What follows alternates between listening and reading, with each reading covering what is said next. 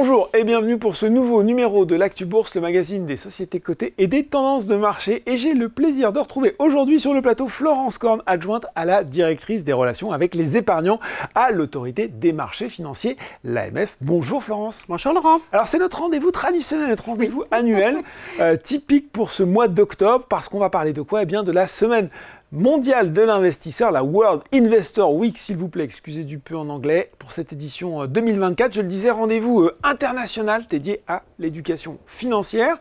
Et puis voilà, elle se tient chaque année sur cette première semaine d'octobre. Ce sera donc du 7 au 13 octobre pour cette nouvelle édition.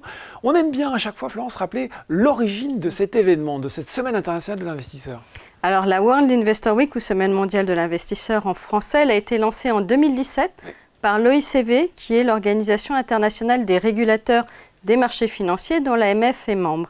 Et elle a pour objectif de diffuser des messages clés pour améliorer l'éducation financière et la protection des investisseurs et de créer de nouvelles occasions d'information et de formation des investisseurs. Donc la 7e édition a eu lieu l'an dernier dans plus de 110 pays et elle a atteint plus de 730 millions d'investisseurs particuliers dans le monde. Et en fait... Vrai succès. Plutôt, ça progresse bien d'année en année. Et en fait, chaque année, il y a des messages clés, des contenus pour les réseaux sociaux qui sont définis au niveau mondial, puis qui ensuite sont déclinés dans chaque pays sur les 6 continents. Et en fait, chaque pays, à travers son régulateur des marchés financiers, organise ses propres actions à destination des investisseurs et en y associant bien sûr les acteurs de la place. Et donc l'AMF s'est associée dès le début à cette initiative, bien sûr, parce que nous sommes très engagés dans l'accompagnement des épargnants. Et on voit que l'éducation financière, c'est la clé pour faire les bons choix en termes d'investissement. On comprend donc cet effort particulier. Si on regarde Florence en détail, cette édition en 2024, est-ce qu'elle a une thématique, un thème particulier ? Alors, elle en a même 3. Ah. Elle a 3 thématiques principales qui jouent aujourd'hui un rôle clé en matière d'investissement. Il y a la finance digitale et la technologie, les cryptoactifs et la finance durable. D'accord. C'est vrai que la technologie a vraiment fait évoluer la façon d'investir. Par exemple, avec des applications qui permettent d'investir rapidement et facilement sur les marchés financiers, avec un accès à de nombreux fonds et actions, beaucoup d'informations. Et elles ont notamment attiré beaucoup de jeunes investisseurs depuis 2020. Les cryptoactifs, ils ont aussi séduit les épargnants depuis plusieurs années. Et aussi les jeunes épargnants. Notamment, oui, les plus jeunes, puisque une étude qu'a menée l'OCDE pour l'AMF en 2023 a montré déjà que 25% des investisseurs traditionnels, donc ceux qui investissaient déjà avant 2020, en détiennent. Et c'est 54% chez les nouveaux investisseurs, donc ceux qui investissent depuis 2020. D'accord. Donc c'est quand même conséquent, c'est davantage que les actions, que la détention d'actions, avec des risques plus importants qu'il faut bien connaître. Et puis la finance durable, c'est aussi assez récent. Ça intéresse aussi surtout les plus jeunes. Et notamment donc, dans cette étude de l'OCDE, 20% des nouveaux investisseurs nous ont dit avoir commencé à investir pour investir de façon responsable. Et c'est même 31% chez les moins de 25 ans. Donc c'est important d'accompagner les épargnants sur ces 3 thématiques et en particulier ceux qui sont arrivés récemment sur les marchés. Et surtout que sur la finance durable, c'est pas toujours simple là aussi. C'est très technique, beaucoup de labels, etc.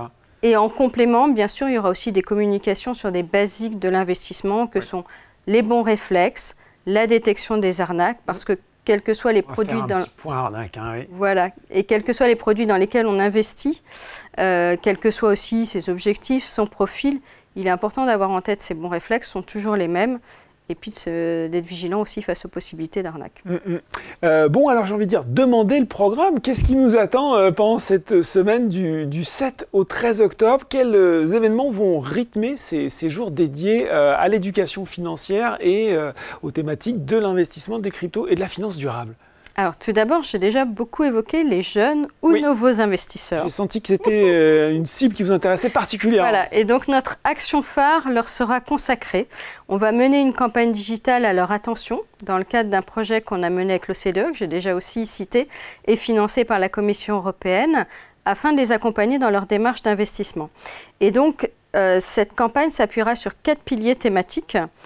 Il faut d'abord savoir s'informer avant d'investir, en trouvant les sources fiables et en les croisant, comprendre les placements et mesurer les risques que l'on prend, préciser son objectif et son profil pour choisir des placements adaptés à ce que l'on veut et on peut faire, et repérer les arnaques et savoir comment réagir si on en est soi-même victime.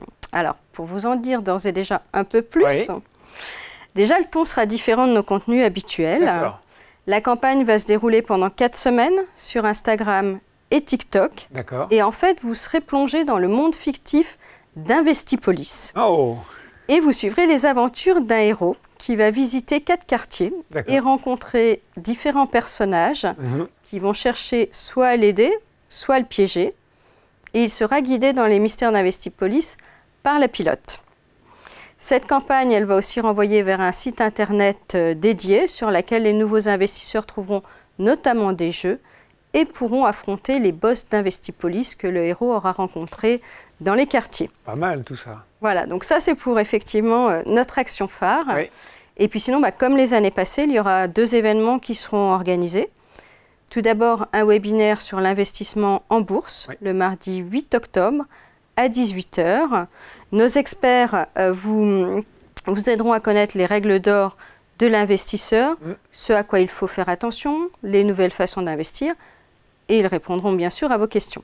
Super. Il faut s'inscrire à l'avance, Laurent. On peut déjà s'inscrire là aujourd'hui? Oui, sur le webinaire, effectivement, l'invitation va être lancée. On peut d'ores et déjà s'inscrire. Il faut s'inscrire effectivement en ligne à l'avance pour pouvoir y assister. Et il y aura un replay si jamais vous êtes inscrit, mais que le jour J, vous ne pouvez pas finalement y assister. Et le deuxième événement, c'est un Facebook Live sur les arnaques qui aura lieu, lui, le jeudi 10 octobre à 18 h. Puisque, comme je l'ai dit, il faut être vigilant face aux risques d'arnaque et savoir les détecter et s'en protéger. Donc, avec l'Institut national de la consommation, l'INC, je répondrai à vos questions en live sur notre page Facebook. Et si jamais vous ne pouvez pas être en live, ça sera disponible après également sur la page.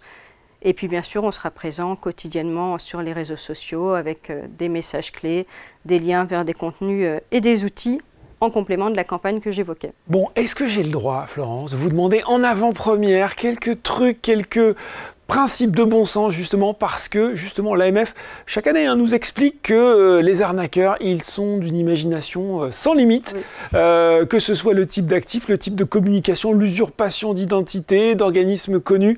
Alors, pour ceux qui ne seraient pas devant ce Facebook Live et qui auraient envie quand même de se dire les 4-5 grands principes, qu'est-ce qu'on peut leur dire pour dire attention, voilà, là, si ça coche telle ou telle case, il y a de fortes chances que ce soit une arnaque. Oui, Laurent, vous avez raison, il faut en parler plus en détail parce que déjà, les arnaques, ça n'arrive pas qu'aux autres. C'est ça. Et les arnaques au placement sont toujours très présentes sur Internet et les réseaux sociaux. Donc, il convient d'être très prudent et de savoir comment les détecter, les reconnaître. Par exemple, si on vous propose un placement à la fois garanti, donc sans risque, et fortement rémunérateur. C'est super ça. Voire réservé à quelques privilégiés et à saisir sans attendre. Attention, méfiance, attention aux discours trop beaux pour être vrais. Les techniques des escrocs et les arguments, donc ce sont ceux que je viens d'évoquer, ce sont toujours les mêmes. Après, c'est leurs thématiques qui vont évoluer. Les cryptos, le forex, les éco-parkings, les faux placements verts. Ils s'adaptent aussi sur toutes les thématiques qui sont un petit peu à la mode finalement. Voilà, donc ça change régulièrement et puis certaines plus anciennes reviennent. Et puis comme vous le disiez, il y a les usurpations d'identité qui sont aussi un vrai problème, il faut s'en méfier. On a des escrocs qui se font passer pour des sociétés autorisées et qui vont vous inciter, voire insister pour que vous vérifiez sur les registres officiels. Leur sérieux, leur crédibilité. Exactement, pour vous prouver leur bonne foi. Et en fait, vous n'allez pas voir que la différence entre leur site et le site de la société qu'ils ont usurpé se joue à quelques détails. Ils vont changer une lettre sur le nom de la société ou le nom du site, et donc vous n'allez pas le voir. Également, il y a de plus en plus d'escrocs aussi qui vont usurper l'identité de célébrités. En modifiant on a eu un cas récemment avec Alain Chabat qui faisait un conseil d'investissement, qui était obligé de dire sur les réseaux sociaux ce n'était pas lui. Donc c'est vrai. Voilà, donc ça se fait de plus en plus. Et puis aussi, certains se font même passer pour l'AMF ou pour certains de leurs collaborateurs. Il y a Florence Korn qui appelle les investisseurs pour leur dire d'acheter dans du crypto. C'est incroyable. C'est déjà arrivé. J'ai vu mon nom sur un courrier avec le nom de l'AMF. Et en fait, ils prétendent vous aider à récupérer des fonds que vous auriez perdu lors du premier arnaque, ce que l'AMF ne fait pas. C'est la double peine en quelque sorte. Exactement. Oui. Donc, il faut être méfiant et en cas de doute sur une proposition d'investissement, déjà, il ne faut pas donner suite immédiatement, il faut prendre le temps de la réflexion. Faire le test sur notre site AMF Protect Épargne, on peut faire le test pour voir la probabilité de risque d'une arnaque. Et puis, vous pouvez aussi appeler notre plateforme Épargne Info Service pour vérifier davantage. Pour tomber sur les vrais membres de l'AMF. Exactement. Voilà. Et ben voilà, merci beaucoup pour déjà pour ces précisions, pour ces rappels utiles, parce que c'est vrai, comme le disait Florence Corne, les arnaques financières, ça n'arrive pas qu'aux autres. Et puis donc merci d'avoir présenté pour nous, Florence, cette édition 2024 de la Semaine de l'investisseur qui se déroule du 7 au 13 octobre. Merci beaucoup. Merci Laurent. Et Boursorama est bien sûr associé à cet événement. Vous retrouverez toute la semaine des contenus pédagogiques, des renvois également sur les sites autorisés, et puis un ensemble, une page dédiée qui vous présentera également les bons principes de l'investissement, que ce soit en bourse ou sur d'autres thématiques d'investissement. L'Actu Bourse, c'est fini pour aujourd'hui, mais on se retrouve très bientôt pour un nouveau numéro.